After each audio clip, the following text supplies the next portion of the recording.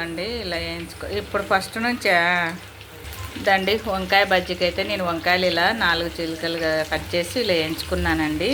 కొన్ని కాకరకాయలు కూడా దీంట్లోకి స్టఫింగ్ వచ్చేసి పల్లి వేయించుకొని జీలకర్ర ధనియాలు ఎల్లిపాయలు ఉప్పు కారము వేసి మిక్సీ కచ్చపిచ్చ పట్టుకున్నానండి. దీంట్లోకి స్టఫింగ్కి దీని శనగపిండి అయితే ఉప్పు వంట సోడా వాము శనగపిండి కలిపి పెట్టుకున్నానండి. ఇప్పుడైతే కాకరకాయ బజ్జీ చేస్తాను.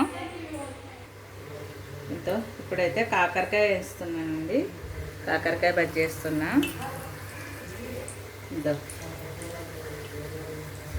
మెల్లగా వేసుకోవాలండి, స్టఫింగ్ పోకుండా వేసుకోవాలి.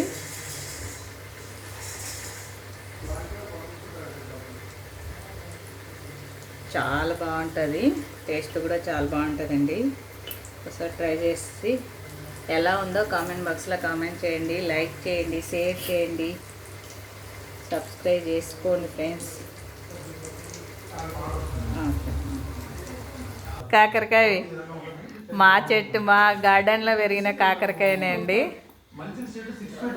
నువ్వు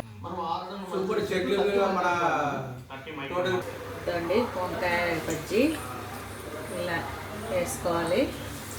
చాలా చాలా బాగుంటాయి. ఇట్లా చిన్న వంకాయలు అయితే మంచిగా వస్తుందండి బాగా.